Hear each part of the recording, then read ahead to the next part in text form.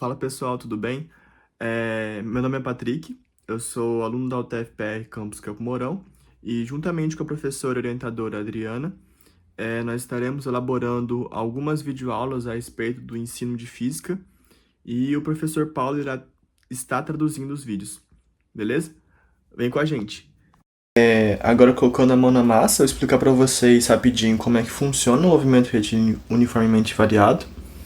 Eu quero dar um destaque para vocês a respeito do uniformemente, uma vez que quando a gente for verificar essa questão do conceito do movimento retilíneo uniformemente variável, ele nos mostra que ele é um movimento em linha reta, onde a velocidade varia de forma constante ao longo de um tempo.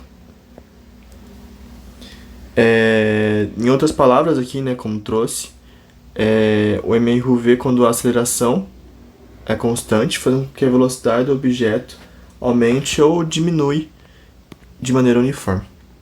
Ou diminua de maneira uniforme. Então, o que a gente precisa saber a partir disso? A gente tem que entender a aceleração, em que nós sabemos que, mediante a equação, a aceleração é a variação da velocidade sobre a variação do tempo, né? Δv, Δt. E quais são as unidades da velocidade e do tempo? A gente sabe que a da velocidade é dada em metros por segundo, enquanto do tempo é dada em segundo, certo? Então, tido isso, a gente consegue entender que a aceleração ela nos fornece metros por segundo ao quadrado, certo? E o que isso quer dizer em relação ao movimento retilíneo uniformemente variado? Bom, a gente tem que entender que a cada segundo, a velocidade varia de acordo com a aceleração,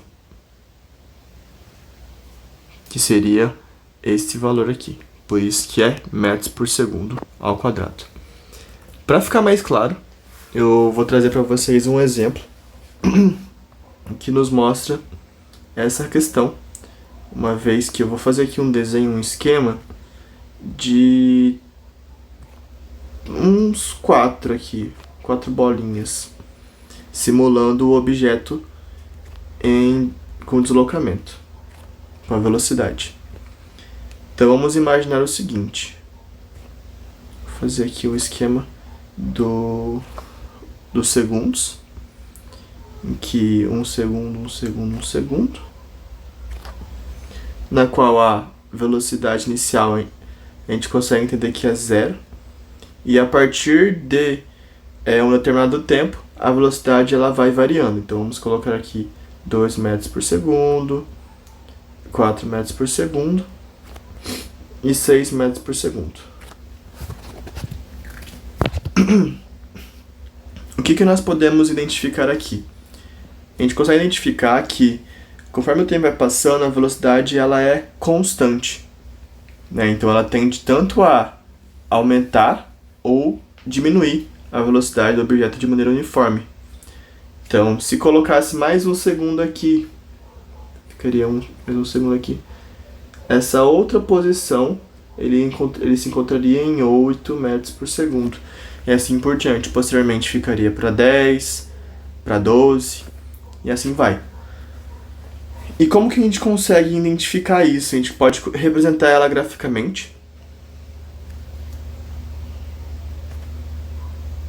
Um gráfico de tempo e velocidade, né? Velocidade vou deixar aqui metros por segundo, enquanto tempo por segundo. Nossa, ficou um pouquinho feio aqui, né? Vou só arrumar. Velocidade metros por segundo. Beleza? E a partir disso a gente consegue separar. Então aqui na velocidade inicial é 0, né? Que é o ponto inicial 0. Depois 2, 4, 6. E aqui também, seguindo a mesma lógica, relação a 1, 2, 3. E a partir disso a gente consegue interpretar essa questão aqui.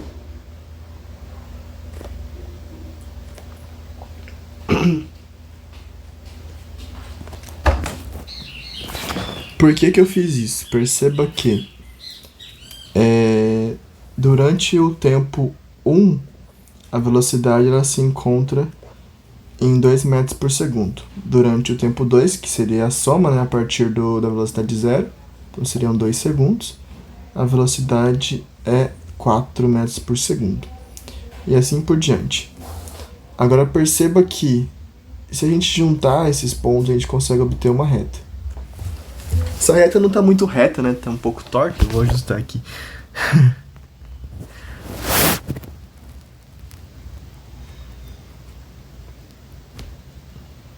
A gente obtém uma reta. Vamos supor que tá uma reta perfeita aí.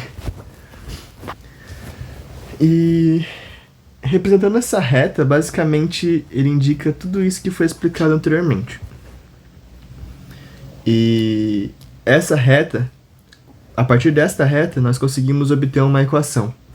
A gente sabe que a equação da reta é y, que é igual a b, y, que é igual a a mais bx. Então a gente tem a equação que pode nos mostrar a função horária da velocidade, que seria essa aqui, conhecida como o tal do vovô e vovó ainda trabalham, que é um macete que o pessoal usa em vestibular, ou até vovô ateu, enfim.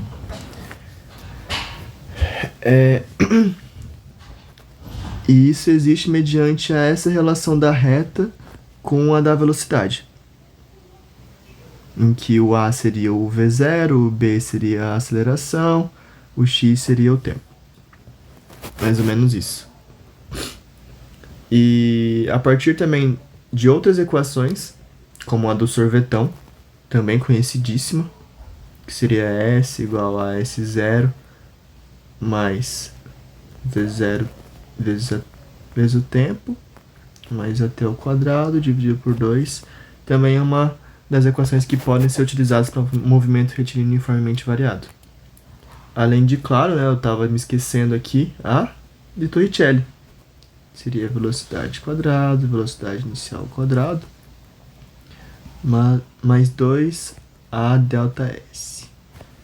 Então, essas três equações, elas são importantíssimas para o MRUV. E a partir delas a gente consegue descobrir, por exemplo, a posição de cada uma. Eu vou ajustar ela aqui. Vamos aqui. Tá ajustando. Trazer ele um pouco para baixo.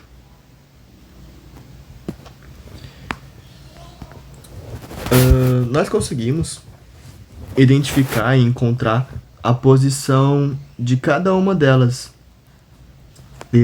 dentro deste intervalo, dentro deste intervalo, dentro deste intervalo e dentro deste intervalo. E como que nós conseguimos fazer isso? Existem duas maneiras.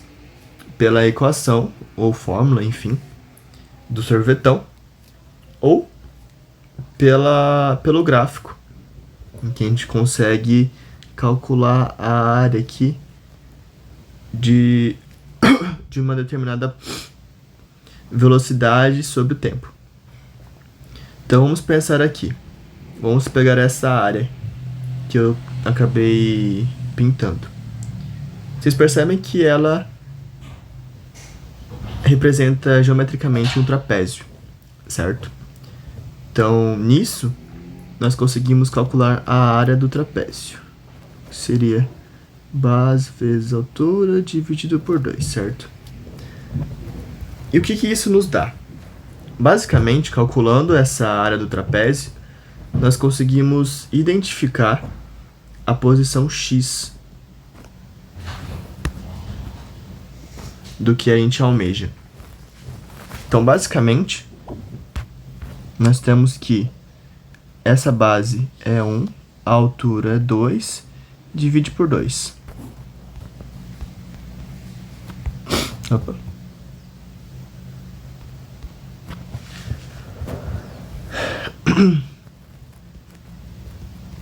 A base 1, a altura, que é 2, divide por 2. E isso nos fornece 1. Claro que se for falar em termos de área, nós temos que dar 1 metro quadrado. Só que não é isso que a gente quer a posição, certo? E como são em unidades diferentes, a gente tem que, vamos mudar aqui, com unidade, para ficar mais fácil. 1 segundo vezes 2 metros por segundo dividido por 2, certo? Então a gente consegue cancelar os 2 segundos e a gente acaba obtendo 1 metro. Que daí ele não seria a área, certo? Seria a posição X que a gente está almejando estudar, almejando alcançar. Então, para isso, a gente consegue identificar que aqui é 1 metro. Calculando a outra, nós conseguimos perceber que há a presença de um trapézio aqui em cima e de um quadrado. É possível calcular o quadrado, depois somar com o trapézio aqui, só que existe uma forma mais fácil. E como é que seria essa forma mais fácil? Basicamente, nós cortamos aqui novamente e temos 3 trapézios. Vou pintar diferente para conseguir visualizar. Esse aqui seria o trapézio 1, trapézio 2 e o trapézio 3. Então, note que, veja, aqui nós temos um único trapézio, este denominado D, que seria a nossa distância, né? E nesse, nós temos 3 trapézios, então seriam 3D. Enquanto o outro, se a gente for separar ela, nós temos uma sequência.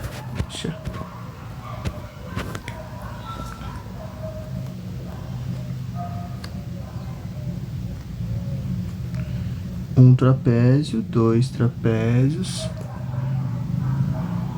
3, 4 e 5, certo? Então aqui seriam 5D. Seguindo essa lógica, nós podemos aplicar para as demais posições.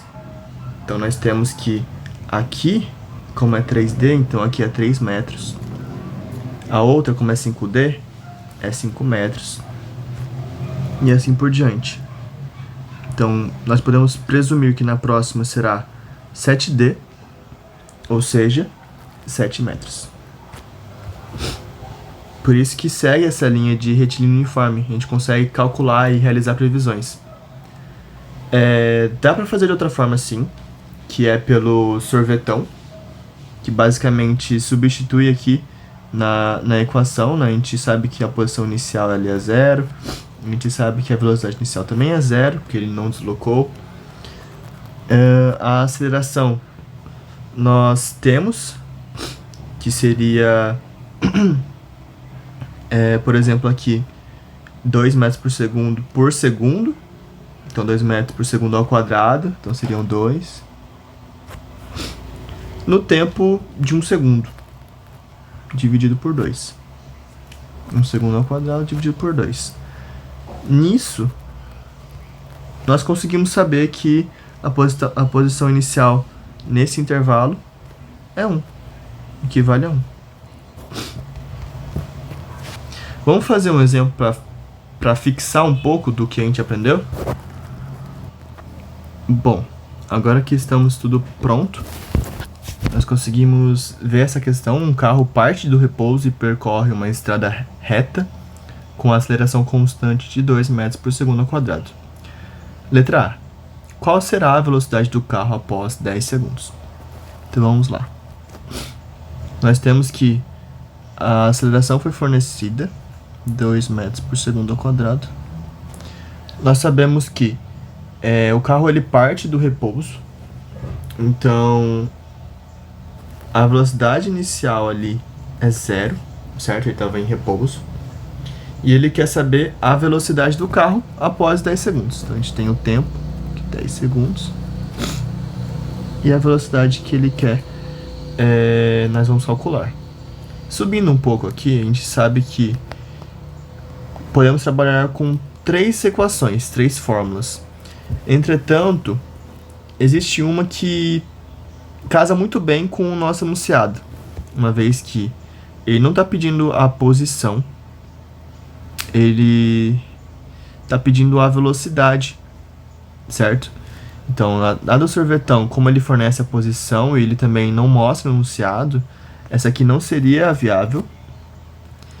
E nessa terceira opção aqui, que é da de Torricelli, também não seria viável, uma vez que o enunciado nos fornece tempo. Então, Torricelli, vou até escrever aqui. Torricelli se usa quando não temos o tempo, certo? Então, para isso, qual foi a equação que a gente pode utilizar? Essa equação de cima. Então, vamos lá, que é a do vovó e vovó ainda trabalham, vovô e vovó ainda trabalham, ou vovô ateu, enfim. A gente tem essa equação, certo?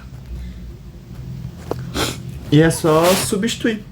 Basicamente, nós temos tudo, que é a velocidade que a gente quer, a velocidade inicial, que é em repouso, vezes a aceleração, que é 2 metros por segundo ao quadrado, vezes o tempo, que é 10 segundos.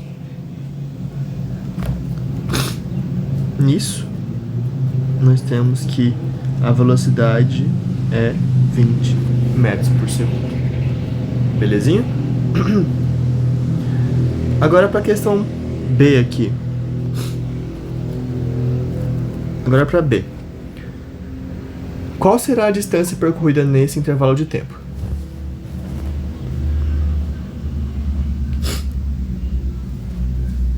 Vamos apagar aqui.